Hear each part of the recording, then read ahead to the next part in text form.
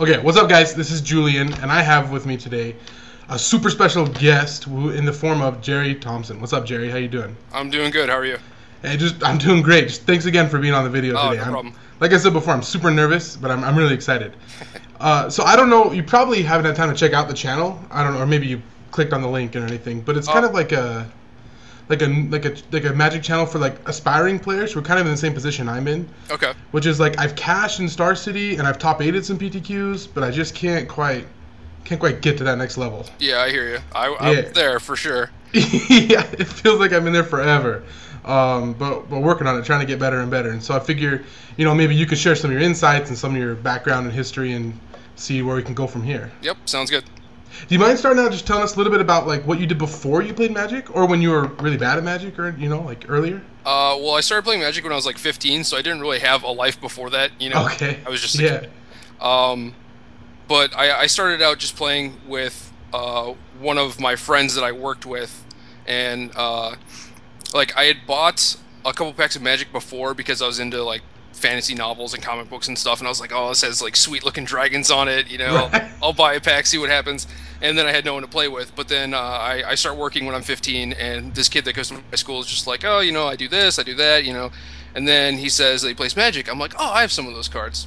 So he invites me over to his house and like builds me a deck, trades me the deck for some of my cards. So he gets like, my Portal Wrath of God and stuff for a bunch of like common elf cards. So Of course, right? yeah, he ripped me off pretty good. But it was a lot of fun, and we just played casually like in the lunchroom during school and stuff. And then he started talking about like going to tournaments, and I was like, tournaments? Like they have tournaments for this thing? Like this is so crazy. So after that, I got pretty hooked. So. All right.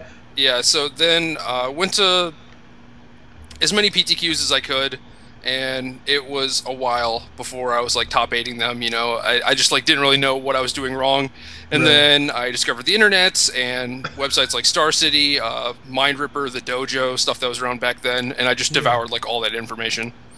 That's awesome. Now a lot of players like they'll play and then they drop for a couple of years, come back, and then they drop. Did you do that, or did you just once you started, you just never stopped? I haven't actually like quit Magic up until recently. Like when I started, I had nothing else going on except like high school, and then once I was out of high school, I knew that I didn't want to work just a normal 9 to 5. I knew that I didn't really want to go to college, and I was making money playing Magic, so I was like, all right, we're gonna hit this really hard and see what we can do. And so I kind of had to do that for my job, and then once I started getting involved in other things, then I was like, well, like maybe I should move on from Magic and try and do something real with my life, I guess. But Magic's as real as it gets. yeah, and then like once some of that stuff fell through, I'm just like, well, I need a paycheck. I can always like write articles again, and I was like around the Dark Depths thing. Okay. When I won the PTQ with that deck. That was like my first week back into Magic after like 6 months off, and I was like, all right, we're back in it. So that's awesome, man. That's awesome. And now, I guess the next question is kind of in the future thing. Do you see yourself continuing to play Magic like in the 5, 10, 15 years, or you see yourself moving on? I don't know. It's hard to say. Like, I definitely like my spot right now where, like, I've been at Star City for about a year now, and then before that, I was basically living paycheck to paycheck, like wherever I wanted, staying at friends' houses, like sipping on the couches, whatever. Right. And I wasn't making like a lot of money or anything, but like I'm reasonably secure now because I'm doing all this other stuff for their website. So this is like a reasonable job. I'm making a wage off this, so it's awesome. So I don't see myself moving on anytime soon. If something comes along, like maybe I'll try and do 2 different things. I've thought about going to work for Wizards, like trying to do R&D and stuff like that, but I think I would miss the tournaments too much. Yeah, that'd be rough. Like 15 years is a long time. Yeah, definitely. So I don't know, but definitely for like the next 5 years, I think I'm going to be involved. Cool. Now with Star City, do you have like an 8 to 5 style job that you do for them, or is it like your articles and your videos what's bringing your income? Right now I show up Tuesday, Wednesday, Thursday, and then I have filming for GBTV on Tuesday. My article is due Tuesday at midnight, and then I do a thing for the newsletter on Tuesday. And then Wednesday we film our 2 playtesting videos, and then Thursday I do a thing for the other newsletter, and then we usually do commentary over one of the videos. So Okay. it's not like a 8 to 5, 9 to 5, anything like that. Usually I'm in the store just because my girlfriend works there as well. Okay. She's the copy editor, so I just Oh. go in with her, hang out. Because I mean, I love all the people that work there anyway. Yeah, yeah. There's basically like nowhere else I'd rather be. If I was just gonna be sitting at home by myself, I might as well be at the store. So Now, I've never been to actually to Star City. I mean, is it, as far as the physical location goes, basically like your run-of-the-mill store, or is it a big, gigantic? I have this picture in my head of like an amphitheater of Magic cards, like. yeah. I mean, that's kind of what the back is, right? But like the front store end is pretty reasonable. Like they've had like 120, 150 man PTQs in there, but it's not overly large or anything. And then in the back you have like the media department, the events department, all the inventory people and stuff like that. So the building itself is pretty large, but the storefront is not that big. Awesome, that's cool. It's weird to think like, oh, Star City is like a place, and like you could go see. It's just such a internet thing now. It's kind of weird to think about that. I mean, before I moved there, that was kind of how I thought of it too. But now that I'm there every day, it's like, oh yeah, it's just the store, you know, like. Yeah, absolutely. And then do you travel just about every weekend then? Almost. I've had a couple weekends off. Like last weekend, I was in New York, just as a fun thing. Like my girlfriend's birthday's coming up, so we went up with her and her family and went to a Broadway show and stuff. But as far as Magic, it's been kind of slow as of late. Yeah. Next weekend is the Richmond Classic. So I'm going to that, but there's also the MOX, the Magic Online Championship Series, on that day as well. And I have 2 buys for that, so my plan is to look at my sealed deck for the player meeting, and then depending on how good my sealed is, we'll figure out what tournament I actually want to play in. But yeah, that makes sense. Yeah, there's that, and then maybe a couple dead weeks, and then like the Invitational, and so it's kind of boring this month, I guess.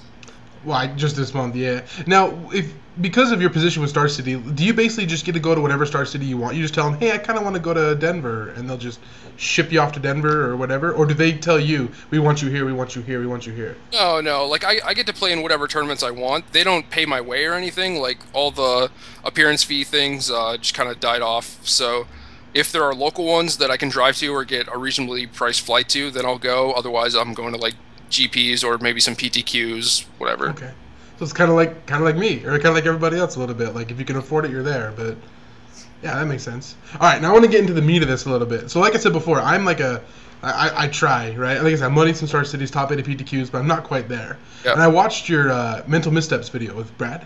Yeah, that was super good. Sorry, say that again. I like that one a lot. Yeah. Yeah. It was like that one and the one before it were like 40 minutes long, so it was kind of a lot to digest. But I hope that people watch it and actually like it and learn from it too. So. Oh yeah, I mean I took a lot from that. About like I had an experience where I didn't sleep enough. I drove overnight to go to a PTQ and I just crashed and burned and but it was I mean the worst. That kind of says something about your mentality too, where you're willing to Iron Man it because you want it so bad. So like that's definitely a good thing. So I wouldn't necessarily say like, oh, that's bad. I'll probably just do bad if I don't get any sleep. Like screw that. Like I know plenty of people who have won PTQs on no sleep. But like you do what you have to do. Yeah, absolutely. So adding on top of that, I guess, or almost taking it a little bit farther, what do you have other ideas or other tips you kind of give to people when they're trying to get to your level? Trying to get to the next level? Yeah, well, what worked for me was, like I said, I just devoured all that information off the internet, read like every article I could get my hands on, and I was really critical of myself in like my play and just any choice I made with like deck building or deck selection. And for me, that works really well. For other people, like they might take it too hard or not want to go as hard on themselves. You know what I mean? Like people don't really take criticism that well, even if it's self-criticism. But I think I'm pretty good with that. So if I made a mistake, like I would make myself feel really bad about it, and then I would just never make that type of mistake again. Yeah, that makes sense. That's a good way to approach. Sometimes I can see people taking criticism too hard sometimes. Yeah, they don't want to put themselves down too much because it's like a lot of their self-worth goes into how they do at Magic tournaments because it's like a big part of their life and they spend a lot of time preparing and stuff, and then if you end up doing poorly, then it's like it says something bad about you, but like that's not really how you want to think about it, like yeah, you probably did mess up, but like that doesn't mean that you should think any worse of yourself. Like you just go and get them the next time. That's all you can do. Yeah, absolutely. Are you going to the Grand Prix in San Jose, the team Grand Prix? Yeah, I am. Yeah. Do you have a team yet? I do. I'm Can you teaming tell us? with Uh-huh. Josh Cho and Ben Hayes. That seems good. Yeah. I mean, they like Cho has been playing a lot lately, but Ben hasn't. But they're just like two good friends of mine, and I would team with them like even if they were like way worse than they are. That's Hopefully, cool. hopefully they both practice a lot, and I think we're gonna mesh pretty well, and I think that's pretty important.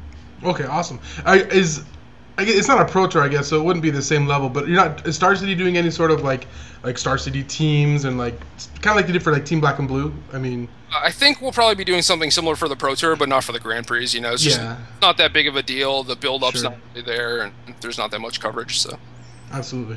Okay, so I have a question. I didn't send you in the Facebook, but I'm curious about this. Let's say tomorrow you had some huge tournament and you had to play Legacy, Modern, and Standard. okay. What decks would you play? Just kind of the top of your head. All right, so Legacy, I just won a premier event on Magic Online with Death Shadow. Really? Oh. Yeah, I posted like the deck list on Twitter and stuff, and it seems pretty awesome. Like, I have a lot of disruption for combo decks, and the Death Shadows are just awesome against decks like Rug. Yeah. Like Maverick and Blue White are kind of tough, but I think you can sideboard to beat those. But I like that deck a lot, and that's like on my short list of things to play for the Invitational. Okay. For Standard, it's going to be Delver. I don't know what version necessarily. Probably going to have Geist. If I expect a lot of mirrors, I'll have Talrand. But if not, if it's going to be a lot of random decks, maybe Invisible Stalker, Runechanter's Pike. Okay. And for Modern, I guess like the Delver deck with Tribal Flames. Okay. Yeah, absolutely. Yeah, just like Blue, White, Red, playing the off-color duels for Tribal Flames and some sideboard stuff. That deck looks awesome. Yeah. Did you watch the Players Championship this past weekend? Or, I guess it was It was a couple weekends ago, right? like a week and a half ago now, right? No. Oh, it was last weekend. No, yeah, just barely last week. World Championship was the weekend before. New York, yeah. Sorry? I was watching it when I was in New York. I was in my Oh, hotel. yeah. Just like, go Shouta! So what do you think? What do you think of that format? Do you like that idea of like, because like I was listening to this podcast, I can't remember which one it was, and they were talking about how that event was almost more about watching it than it was winning it, kind of. I mean, like how it was all about the coverage and it was all about making sure everybody knew so many details about it. And No, like, I mean, I think that's just part of them stepping up the coverage, okay, which I think is a good thing. And I think that they really tried to entice people to watch it. Like M13 Draft and Cube, like they're not really spectator things, right? Like that's true. people want to watch Constructed, they want to see deck lists and everything, and I think they could have benefited a lot more from having like two different Constructed formats. Yeah. But like people don't really want to watch Cube; they want to play it. I think that's kind of yeah, and they want to play their own queue a lot of times. yeah, exactly. Like it is like a very personal thing. Like yeah, you can play the Moto Cube and it's awesome, but everyone has their own opinion about like what should be in there, what shouldn't be, and Right. Do you cube a lot in EDH, like more casual formats? maybe like 4 or 5 years ago, I was living in Indiana with a house full of gamers, and we tried out a bunch of different cubes when it was like first starting to get big, and that kind of burned me out of it because we would cube like 4 or 5 times a day. Oh. So it got to the point where one of my roommates decided double the power, double the fun for the cube. So everything was just a one of, except for the power was two of each. Okay. So All right. pretty sweet. So it's like, you play against one person who gets lucky and like opens two pieces of power, and that kind of sucks because you have nothing. Right. But we just like juiced it, and then like everyone always had a piece or two, so it was pretty cool. And and then towards the end of it, we were playing a version where there are no lands. You just draft your 45 cards, cut 5, and then you can play anything as a land. So like a blue card would be an island, a gold card would be a come into play tap land that produces any of those colors. And then artifacts would just be like a colorless land, and you could play anything as a colorless land. That's cool. Yeah, so it was like really super skill intensive, and I'm living with people like Gabe Walls and Neil Reeves, so they just never lost. That's awesome. What about EDH? You play EDH at all? I've played a little bit, like when people have decks and stuff, but not really my thing. Like, Yeah. I want feel the something same way. online. Yeah, I feel kind of similar. I don't play it very much either, but whatever. I have the pre-constructed deck, and then I just carry that with me wherever I go. Yeah, fair enough. Okay, so I guess we kind of talked about that already, kind of how you got to where you are. Oh, how did you? I'm curious to know how you got to where you are with Star City. Was it just by winning events and just becoming noticed, or? I mean, I think that like built my brand and my worth to them as far Yeah. as and stuff. So when I finally approached Evan to do something in-house, like with the website. I had a few ideas of things that I wanted to do, like do some work on their deck database, uh, and just kind of like streamline that. I had a lot of ideas because like there are websites like deckcheck.net that were around. That one closed. Now there's like MTG Pulse and stuff like that, and they're doing a lot of things right, and they get a ton of hits, but no one really goes to Star City just for their deck database. Yeah. So I was just like, there has to be a way to streamline this and make it better. And they're like, well, come in and we'll figure out something for you to do. And then they're just like, well, you can do this newsletter stuff. Okay. You can have like your own TV show, kind of like AJ's TV show that's Sure. for mine. And then it just kind of like spiraled from there where like Brad moved down and I was doing playtesting videos already with like the random people that were there, like Nick Spagnolo and like Jake Van Lunen whenever he was there and stuff. So it just kind of happened, I guess. Like, I don't think anyone really set out to make it the thing that it is now, where we're doing like 2 playtesting videos a week and stuff. But yeah, because you're like a driving force now at Star City, without a doubt. I mean, well, I'm glad to hear that. That's cool. yeah, absolutely. And so, are you basically in charge of the newsletters then? I didn't know that. No, I write 1 piece for one of them and 2 for another. So I just I see. like some of the constructed content. So they're like mini articles in the newsletter. So Sure. people that are watching this are not subscribed to the newsletter. They're missing out. Which they should be, right? Yeah. And have premium for the other one too, right? Yeah. Yep. Awesome. I was gonna ask you another question about that. Well, I can't remember, so it must not be very important then. So I got a question for you now. If you could take any card from the history of Magic, any card at all, and like just insert it into Standard right today, what card do you think you'd put in? I think Goblin Guide. Oh, really? Goblin Guide? Yeah, I think that's the thing that's kind of missing right now. Like, you have zombies for kind of like the burn-based aggro deck or whatever, but you don't have an actual mono-red deck. And I think Delver would do a lot worse against a deck that wasn't very vulnerable to Vapor Snag, whereas zombies can just get like the mono messenger draw, and then it doesn't matter like if you have 4 of them in your hand if you like don't get to cast all of them before the game ends.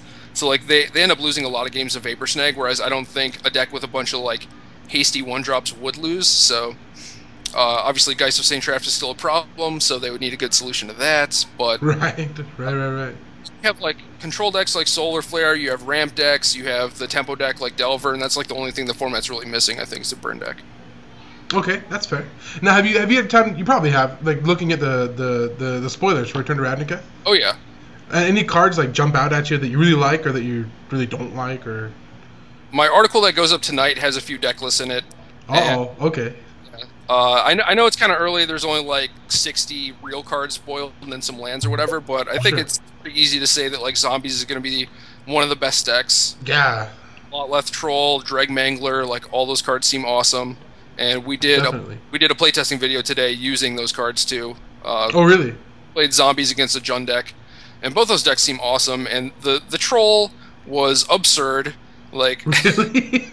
It's so good. Man. The one that discards to +1/+1 counters? That one? Yeah, and regenerates and tramples, like does everything. It seems like there's very few things that kill it, like Tragic Slip, maybe an Edict if you get to kill all their other guys, like Liliana, Tribute to Hunger, or whatever. But for the most part, it's like almost unkillable. Has evasion, lets you use all of your like dead lands or dead removal spells or whatever, depending on the matchup. It's just like super, super good. It's the 2-drop that Zombies needed. Yeah, because right now they don't get the one. I mean, the 2-drops are pretty poor, definitely. Blood Artist or Highborn Ghoul or something, like it's not very impressive. Yeah, absolutely. Man, what do you think about the new Jace? I don't think it's very good. Yeah, I have a question. Would you say, because I had this big talk with some people, do you like if you were playing like some blue control deck, just kind of like just blue-white normal tap-out control deck, would you take Jace or Tameo, or would you take them both, or neither? I don't want Tameo. I think these formats are more revolved around like having 1 or 2 big threats rather than a bunch of little threats. So okay, Jace is good if your opponent is playing like a token deck or something, right? Because it shuts off all their guys and protects itself. But if they do have like a messenger and another 3-power guy, it doesn't really do anything. Obviously, if you get to stabilize and start using like the mini Factor Fiction thing, like that's awesome. But I don't know. I think like Tameo just working to get towards the ultimate is probably better than like Factor Fictioning a few times. And that's fair. Keeping the one thing locked down. And plus, Tamio against like another control deck or a ramp deck or whatever, like you can lock down their finisher, or you can like basically stone rain them and keep them off like the 6 or 7 mana that they need. So I think that one's just better. Awesome.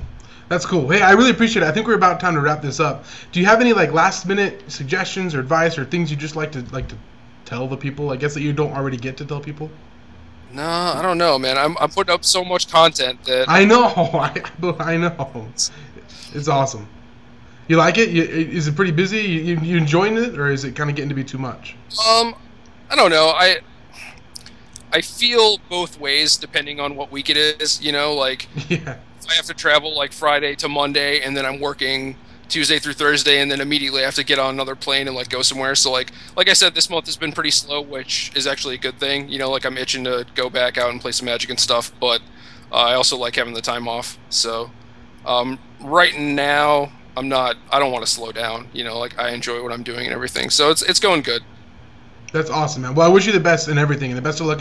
When's the Invitational? Is it after Ravnica? No, it'll be like the last hurrah for these formats, I think. Right. Well, good luck with it then. Thank you. And I appreciate you for being on tonight, and I really appreciate it a lot. And yeah, have a wonderful day, and I'm gonna let you go then. All right, sounds good. All right, thanks, man. Yep, later.